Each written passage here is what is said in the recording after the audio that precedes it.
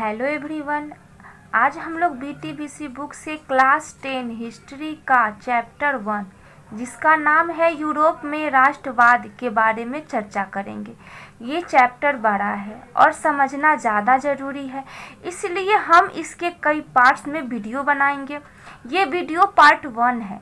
मैंने इससे पहले वाले वीडियो में आप सबों से कहा था कि मेरा अगला वीडियो यानी आज का वीडियो क्लास 9 इकोनॉमिक्स के चैप्टर 4 का क्वेश्चन आंसर या हिस्ट्री का वीडियो होगा, लेकिन मैं क्लास 10 हिस्ट्री का वीडियो लेकर आई हूँ क्योंकि बहुत सारे बच्चे का कमेंट्स आया था जो कि क्लास 10 के बच्चे थे और जो मैं वीडियो नहीं बना पाई हूँ उसके लिए मैं आप सबों से माफ़ी चाहती हूँ और मैं कोशिश करूँगी कि क्लास 9 और क्लास 10 दोनों को कंप्लीट करवा दूँ। अगर आप लोगों को लगे कि मेरा वीडियो आप सबों के लिए हेल्पफुल है तो मेरे वीडियो को लाइक, कमेंट तथा शेयर करें और अगर आप हमारे चैनल पे नए हैं तो मेरे चैनल को सब्सक्राइब करें ताकि मेरा वीडियो सबसे पहले आप तक पहुंचे। तो चलिए स्टार्ट करते हैं। क्लास 10 हिस्ट्री का चैप्टर 1 जिसका नाम है यूरोप में राष्ट्रवाद। इसका जो फर्स्ट टॉपिक है राष्ट्रवाद। हम लोग सबसे पहले जानेंगे राष्ट्रवाद के बारे में। तो यह एक ऐसी भावना है जो किसी विशेष भौगोलिक, सांस्कृतिक या सामाजिक परिवेश में रहने वाले लोगों में एकता की वाहक बनती है। एक वाक्य में हम इसे सीधा अर्थ में समझेंगे कि अपने राष्ट्र के प्रति प्रेम की भावना ही राष्ट्रवाद कहलाती है, यानी कि अपने व्यक्तिगत हित को छोड़कर सामूहिक हित के लिए काम करने की जो भावना होती है वही राष्ट्रवाद है। तो इसमें क्या कह रहा है कि जो राष्ट्रवाद है वो एक प्रकार का भावना है और वो भावना कैसी है तो अपने भौगोलिक, सांस्कृतिक और सामाजिक परिवेश में जो भी रहने वाले लोग हैं उसमें एकता, एकजुट होकर अपने राष्ट्र के लिए प्रेम की भावना हो गया राष्ट्रवाद। अब सेकेंड है यूरोप में राष्ट्रवाद की भावना का बीजारोपण पुनर्जागरण के काल से ही हो चुका था, परंतु 1789 ईस्वी की फ्रांसीसी क्रांति से यह उन्नत रूप में प्रकट हुआ।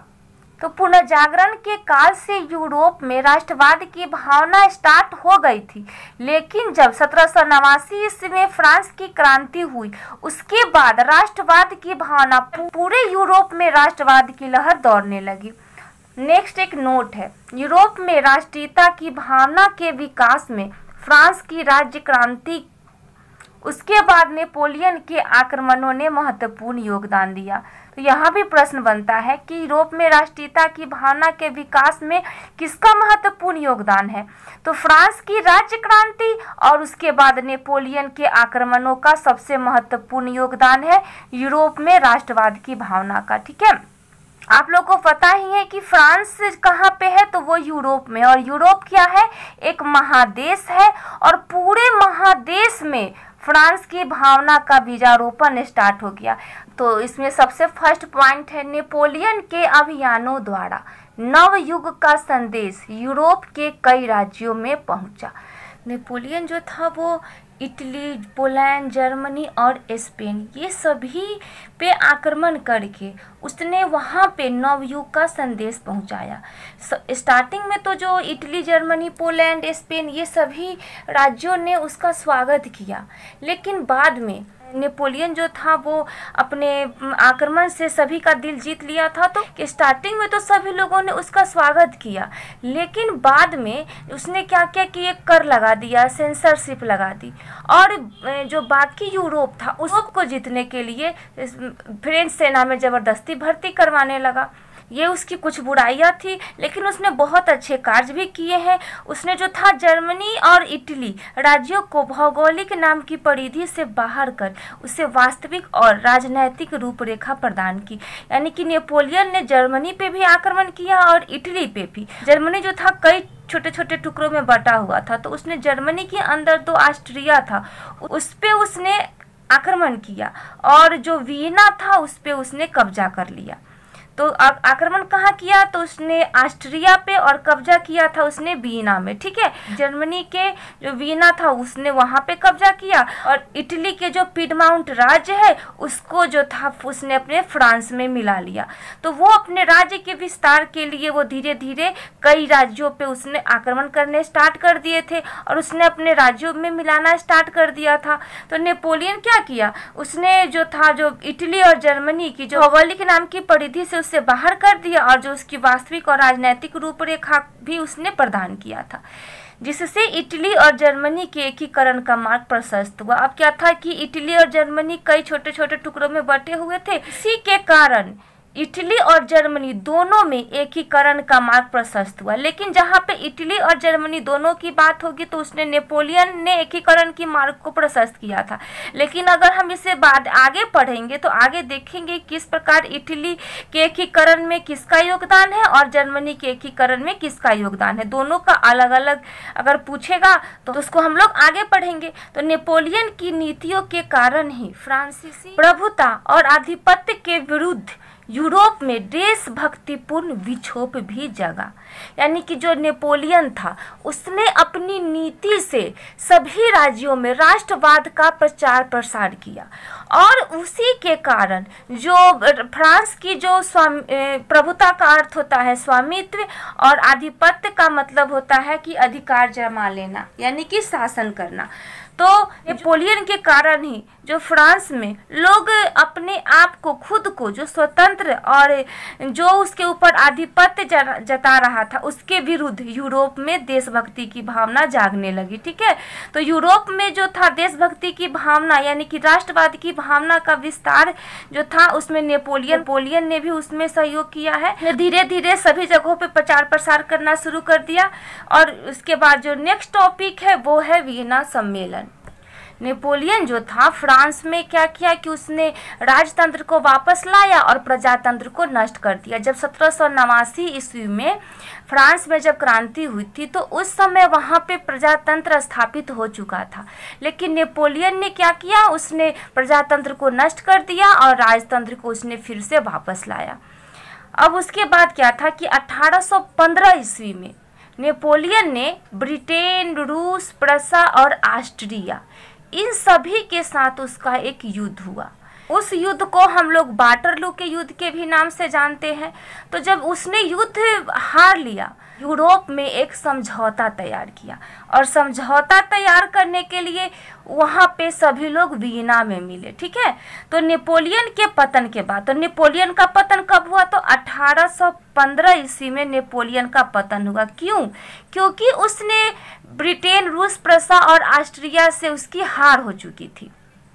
उसके बाद यूरोप की विजय शक्तियाँ ऑस्ट्रिया, यानी कि विजय शक्तियाँ में मैं आपको नाम बता चुकी हूँ, ब्रिटेन, रूस, प्रसा और ऑस्ट्रिया था। तो ऑस्ट्रिया की राजधानी वियना में 1815 में एकत्रित हुई।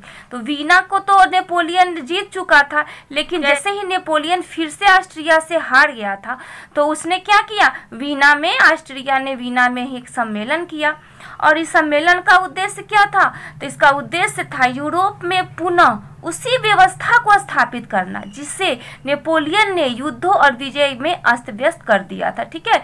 तो नेपोलियन क्या किया था, जो उसने यूरोप में जो रूस, ऑस्ट्रिया, प्रसा ये सब पे उसने जो विजय प्राप्त किया था पहले, तो उसने अपना वहाँ पे क्या किया था, कुछ अधिकार जमाने के लिए उसने कुछ चेंजिंग किया था। लेकिन जब वियना में सम्मेलन हुआ तो उसका उद्देश्य क्या था कि फिर से हम वही पुरानी वाली व्यवस्था को यहाँ पे स्थापित करें, जिसे नेपोलियन क्या किया था, नष्ट कर दिया था, ठीक है। सन 1815 में वियना सम्मेलन की मेजबानी ऑस्ट्रिया के चांसलर मेटरनिख ने किया। ध्यान में रखिएगा मेटरनिख का नाम।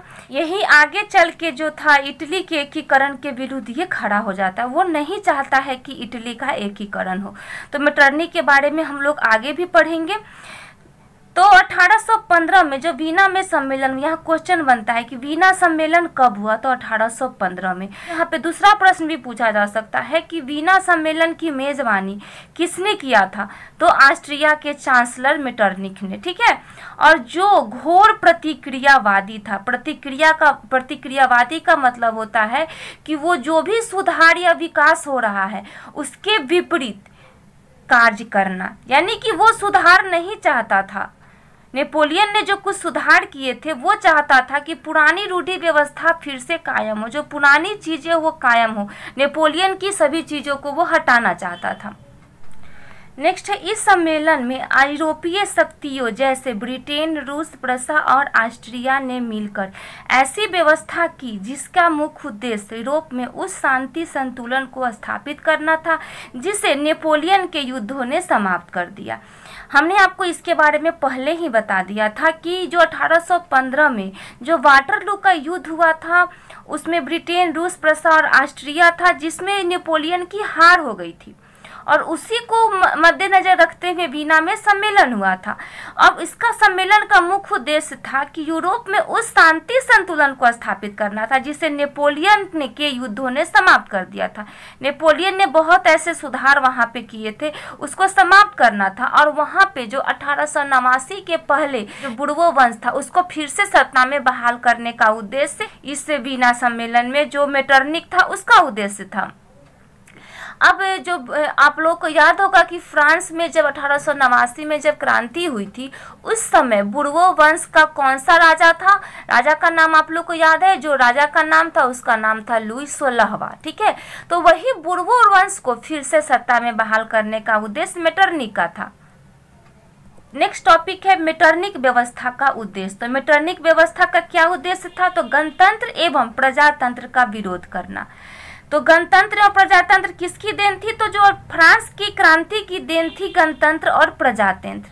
तो इसका क्या करना था, इसका विरोध करना था और पुरातन व्यवस्था की पुनर्स्थापना करना था। मैं आपको बता चुकी हूँ कि जो फ्रांस की क्रांति के समय जो उस बुर्बो राजवंश को फिर से सत्ता में लाना था, ठीक है।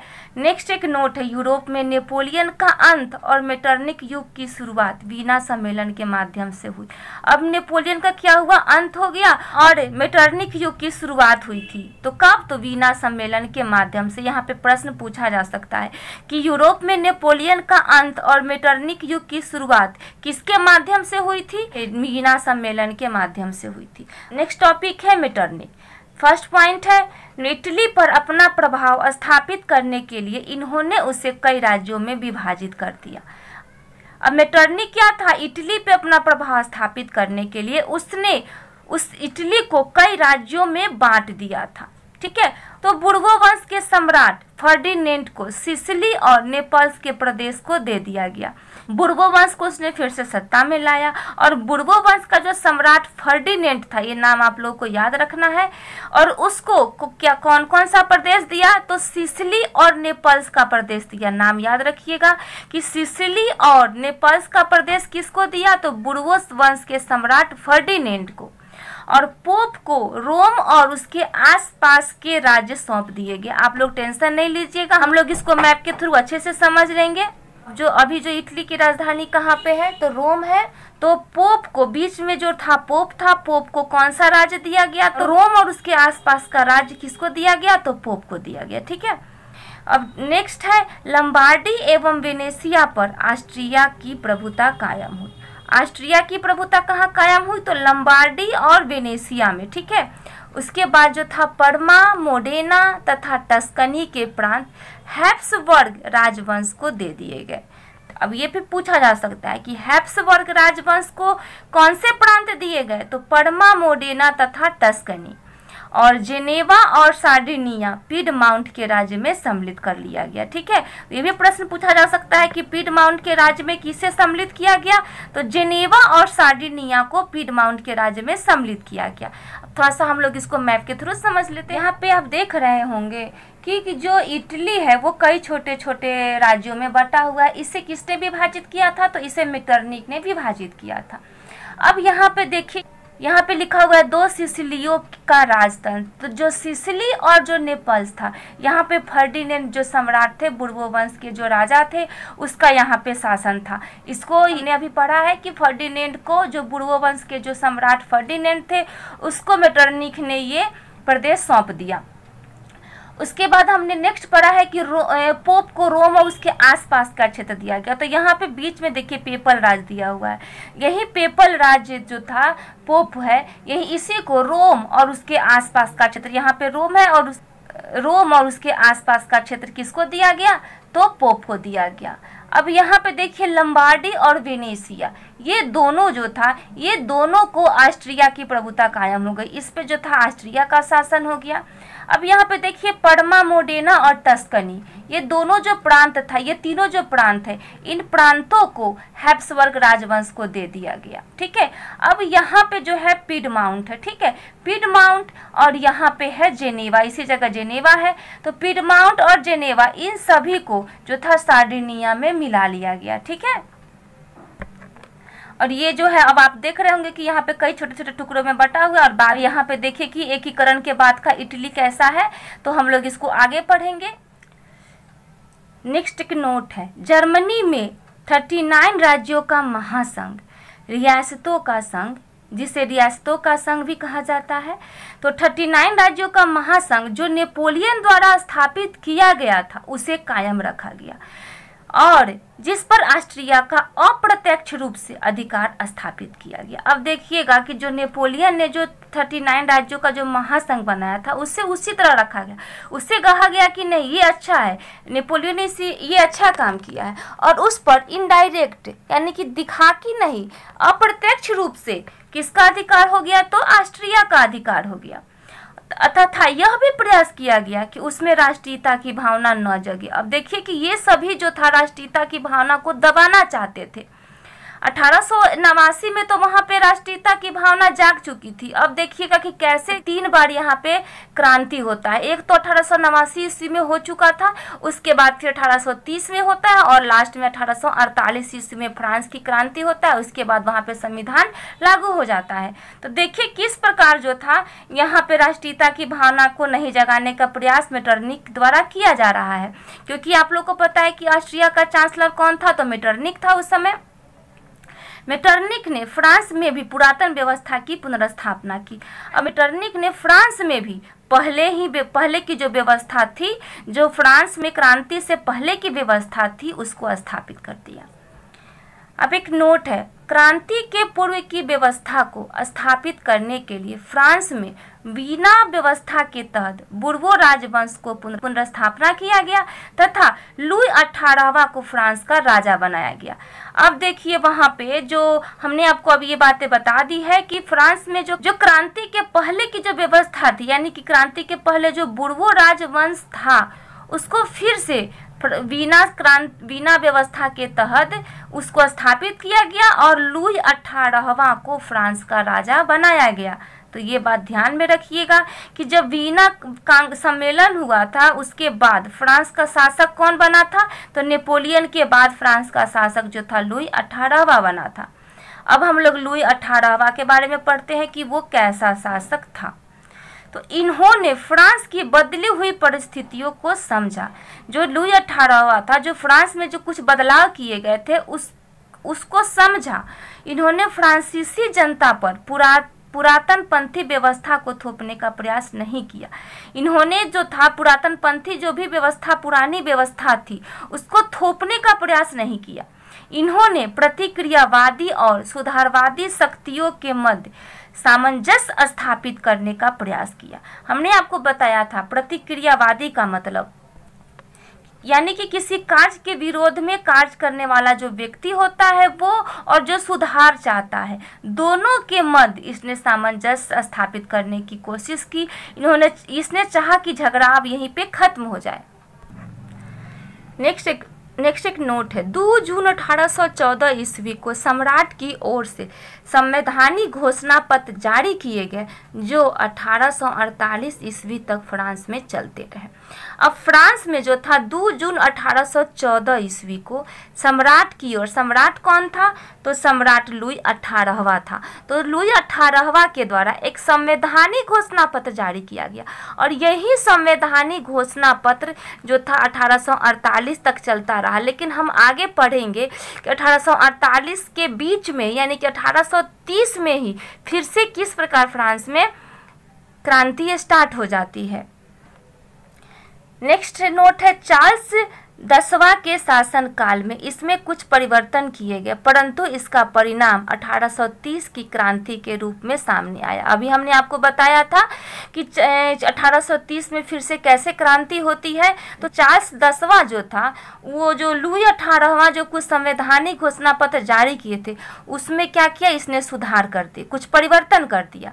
और इस परिवर्तन का कारण क्या हुआ, 1800 फ्रांस की जो जनता थी वो इसके पक्ष में नहीं थी और 1830 में फिर से क्रांति के रूप में ये सभी सामने आया। तो नेक्स्ट टॉपिक है जुलाई 1830 की क्रांति।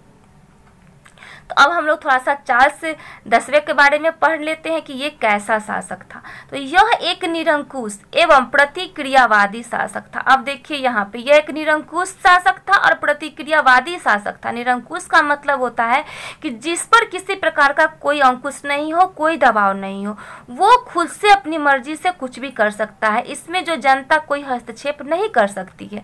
और ये क्या चाहता था, प्रतिक्रियावादी शासक था, प्रतिक्रियावादी भी था और निरंकुश दोनों था, जिसने फ्रांस में उधर, यहाँ पे सॉरी यहाँ पे उभर होगा, यहाँ पे उधर लिखा गया है भर होगा, तो जिसने फ्रांस में उभर रही राष्ट्रीयता तथा जनतंत्रवादी भावनाओं को दबाने का कार्य किया। ठीक है, जो भी फ्रांस में जो राष्ट्रीयता की भावना जग रही थी उसको दबाने का काम फिर से इसने कर दिया।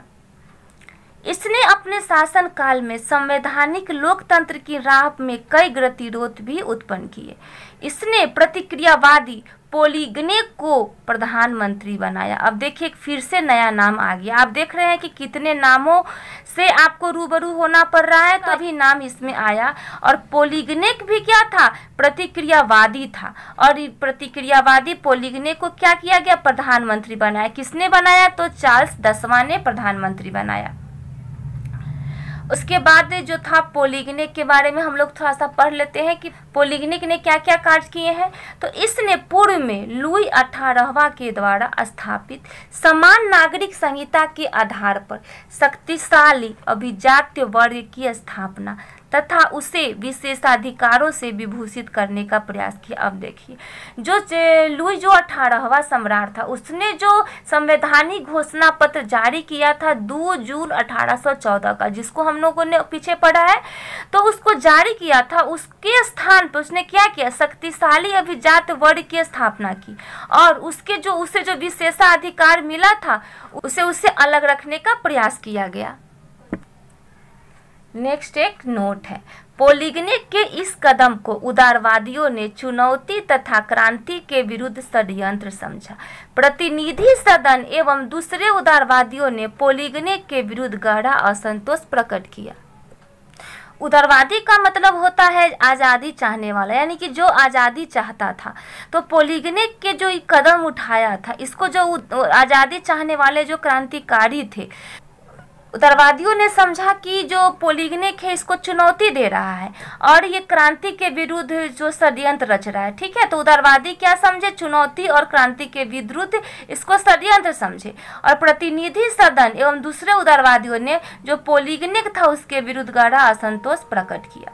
नेक्स्ट नोट है, चार्ल्स 10वें ने 25 जुलाई 1830 ईस्वी को 4 अध्यादेशों द्वारा उदार तत्वों का गला घोटने का प्रयास किया। अब देखिए जो चार्ल्स 10वां था उसने 25 जुलाई 1830 ईस्वी को 4 अध्यादेश द्वारा उदार तत्वों को गला घोटने का उसने क्या किया, प्रयास किया। तो यहाँ पे प्रश्न पूछा जा सकता है कि चार्ल्स 10वां जो था 4 अध्यादेशों द्वारा उदार तत्वों का गला घोटने का प्रयास कब किया था, तो 25 जुलाई 1830 ईस्वी को। और ये जो अध्यादेश उसने जारी किया, जिसके कारण जो था फ्रांस में गहरा असंतोष उत्पन्न हो गया। इन अध्यादेशों के विरोध में पेरिस में क्रांति की लहर दौड़ गई और फ्रांस में 28 जून 1830 ईस्वी से गृह युद्ध आरंभ हो गया और इसे ही जुलाई 1830 की क्रांति कहते हैं। अब क्या कि उससे पहले ही 28 जून 1830 ईस्वी से गृह युद्ध आरंभ हो गया था। तो इन अध्यादेश के विरोध में पेरिस में, तो फ्रांस की राजधानी कहाँ थी, तो पेरिस। तो पेरिस में क्या हुआ कि क्रांति की लहर दौड़ गई। इसके बाद इसे ही जुलाई क्रांति के नाम से जाना जाता है। अब नेक्स्ट है चार्ल्स 10वां फ्रांस की राजगद्दी त्याग कर इंग्लैंड पलायन कर गया और फ्रांस में बुर्बो वंश के शासन का अंत हो गया। ठीक है, अब जो ये सब जो घटना घटी, जो फ्रांस में जो 1830 में जो क्रांति स्टार्ट हुई, उसके बाद क्या हुआ, बुर्बो राजवंश का अंत हो गया। उसके बाद फिर से बुर्बो वंश कभी भी सत्ता में नहीं आया और चार्ल्स 10वां जो था वो फ्रांस की गद्दी को त्याग दिया और इंग्लैंड वो पलायन कर गया। उसके बाद क्या हुआ कि उसकी जगह एक संवैधानिक गणतंत्र फिर से स्थापित किया गया। ठीक है, और उन गणतंत्र का अध्यक्ष किसको बनाया गया, तो लुई फिलिप को बनाया गया। अब हम लोग नेक्स्ट पढ़ते हैं लुई फिलिप के बारे में। ये आइलेंस वंश के शासक थे। फ्रांस में जुलाई 1830 ईस्वी की क्रांति के परिणाम स्वरूप बुर्बो वंश के शासन के स्थान पर ओलेगेंस वंश के शासक लुई फिलिप को गद्दी सौंपी गई। ठीक है, इन्होंने उदारवादियों, पत्रकारों तथा पेरिस की जनता के समर्थन से सत्ता प्राप्त की थी।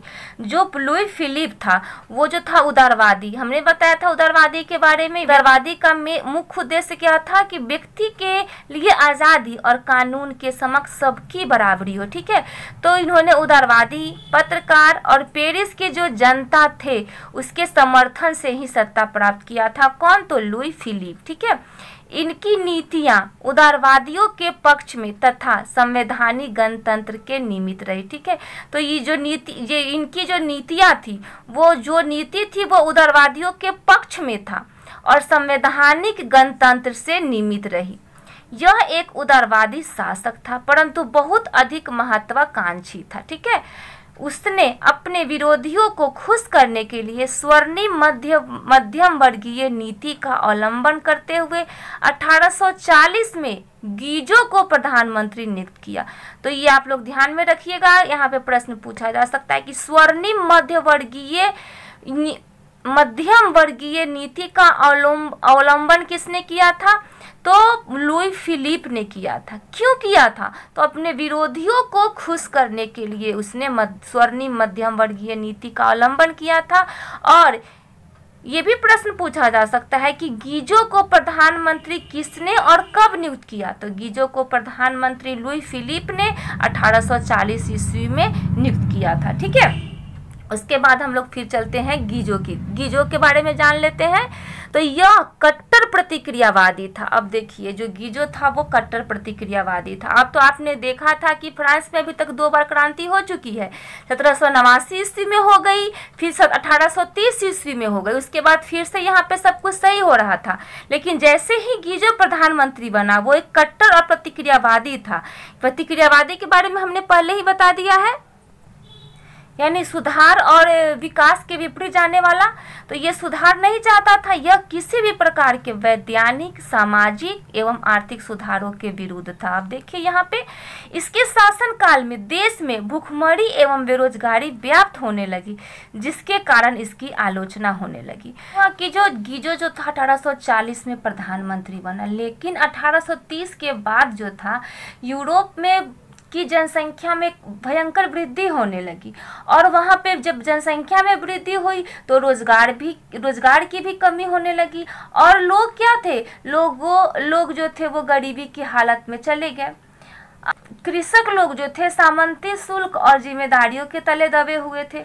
खाने पीने की चीज़ों का दाम काफ़ी बढ़ने लगा और फसल जो था खराब होने के कारण शहर और गाँव में बहुत ज़्यादा गरीबी फैल गई। अब इसके बाद क्या हुआ कि 1848 में गीजो बना प्रधानमंत्री 1840 में और 1848 में जो था भूखमरी की समस्या हो गई, और उसके बाद जो था लोग, पेरिस के जो लोग थे वो सड़क पर उतर गए और जगह जगह क्या हुआ, अवरोध लगाए गए। नेक्स्ट टॉपिक है सन 1848 ईस्वी की क्रांति। ठीक है, अब क्या हुआ कि 1848 ही एक ऐसा वर्ष था जिसमें खाने पीने की कमी और व्यापक बेरोजगारी से जो पेरिस के लोग थे वो सड़कों पर उतर आए। ठीक है, तो इसका फर्स्ट पॉइंट है 22 फरवरी 1848 ईस्वी को सुधारवादियों ने पेरिस में थियर्स के नेतृत्व में एक विशाल भोज का आयोजन किया। ठीक, सुधारवादियों के नेतृत्व में कौन था, तो थियर्स था। ठीक है, थियर्स जो था, जो मतलब पेरिस में एक विशाल भोज का आयोजन किया। अब भोज का आयोजन करने के बाद जगह जगह अवरोध लगाए गए और लास्ट में क्या हुआ, लुई फिलिप को गद्दी छोड़ने पर मजबूर किया गया, क्योंकि उसी के शासनकाल में, क्योंकि लुई फिलिप जो था 1830 में उसे राजा, फ्रांस का राजा बनाया गया था और 24 फरवरी को लुई फिलिप ने गद्दी का त्याग किया और वह इंग्लैंड चला गया। ठीक है, अब नेक्स्ट एक नोट है, राष्ट्रीय सभा में गणतंत्र की घोषणा करते हुए 21 वर्ष से ऊपर के सभी वयस्क पुरुषों को मताधिकार प्रदान किया और काम के अधिकार की गारंटी दी। अब उस समय क्या था कि लोगों को काम नहीं मिल रहा था, इसलिए राष्ट्रीय सभा का और वहां पे गणतंत्र की घोषणा भी की गई और उसके अंतर्गत 21 वर्ष के जो ऊपर सभी वयस्क पुरुष थे उसे वोट देने का अधिकार दिया गया और काम के अधिकार की भी गारंटी दी गई कि अब आपको काम दिया जाएगा। काम दिया जाएगा मतलब कि वहां पे कुछ फैक्ट्रियां खुलेगी जिसके कारण जो भी मजदूर है वो बेरोजगार नहीं होंगे, उन्हें काम मिलेगा। अब नेक्स्ट एक नोट है, गणतंत्रवादियों का नेता लामार्टिन एवं सुधारवादियों का नेता लुई ब्लां था। ठीक है, दोनों में मतभेद के बाद लुई नेपोलियन फ्रांस का सम्राट बना। अब यहाँ पे जो गणतंत्रवादी थे, ये जो गणतंत्रवादियों का नेता कौन था, तो लामार्टिन, और सुधारवादी का नेता कौन था, तो लुई ब्लां था। ठीक है, और दोनों में क्या हुआ, मतभेद हो गया और उसके बाद में जो लुई नेपोलियन था उसको फ्रांस का सम्राट बनाया गया। नेक्स्ट एक नोट है, इस क्रांति ने फ्रांस की पुरातन व्यवस्था का अंत किया और Italy, Germany, Austria, Holland, Switzerland, Denmark, Spain, Poland, Ireland तथा इंग्लैंड में भी इस क्रांति से प्रभावित हुए। ठीक है, तो फ्रांस की क्रांति से ही क्या कौन कौन प्रभावित हुआ, तो इटली हुआ, जर्मनी हुआ, ऑस्ट्रिया, ये सभी राज्य उस समय क्या थे, उस समय देश नहीं थे, उस समय वो एक प्रकार का राज्य की तरह थे क्योंकि कई छोटे छोटे राज्यों में ये विभक्त थे। इसलिए ये सभी भी था कि इस क्रांति से प्रभावित हुआ। अब हम लोग बाद में देखेंगे, नेक्स्ट वीडियो में हम लोग देखेंगे कि किस प्रकार इटली और जर्मनी के एकीकरण होता है और इस दोनों के एकीकरण में किसका महत्वपूर्ण योगदान होता है। उसके बाद हम लोग बहुत सारे टॉपिक है जिसको हम लोग नेक्स्ट वीडियो में कंप्लीट करने की कोशिश करेंगे। तो बने रहिए हमारे साथ, मिलते हैं नेक्स्ट वीडियो में नेक्स्ट टॉपिक के साथ। धन्यवाद।